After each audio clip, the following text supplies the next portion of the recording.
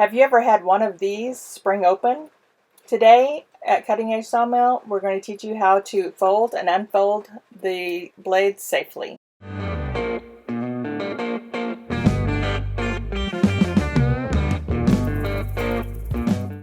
Welcome to our video on how to unfold and fold your saw blades safely. I'm Angie with Cutting Edge Sawmill, where we keep your blades sharp and your sawmill running smooth. Today I'm going to show you how to properly fold and unfold a bandsaw milled blade.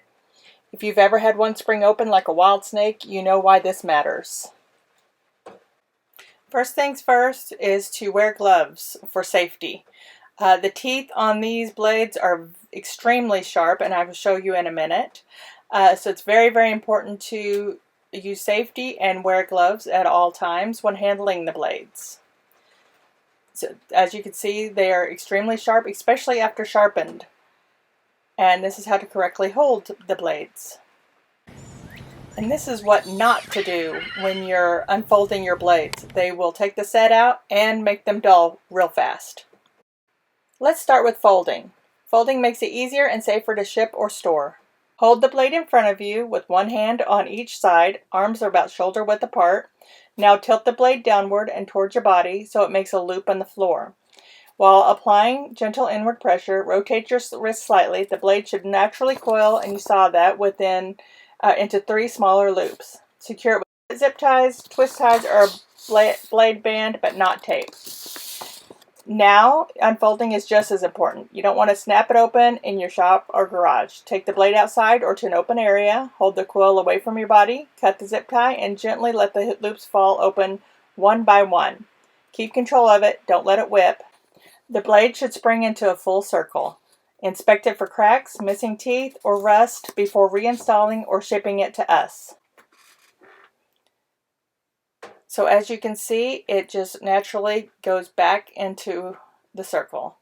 And here is a slow-mo of folding and unfolding the blade to make it a little bit easier. If you have any questions, you can definitely ask us in the comments below on exactly how to do that. But this way is a lot safer, and it doesn't have as much wear and tear on the blade as if you're just throwing it on the ground like most people do. And like I said, it also helps with the shipping. When you're shipping your blades to us, to get them set and sharpened, and so you won't lose any sets while you're handling your blade.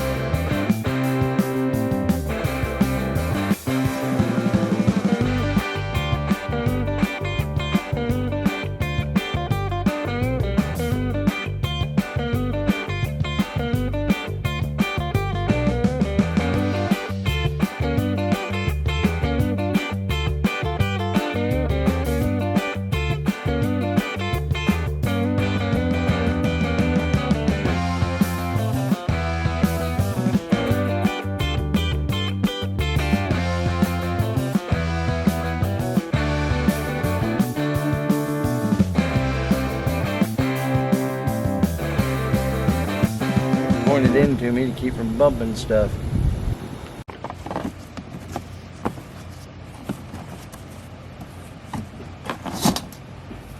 Right here. There.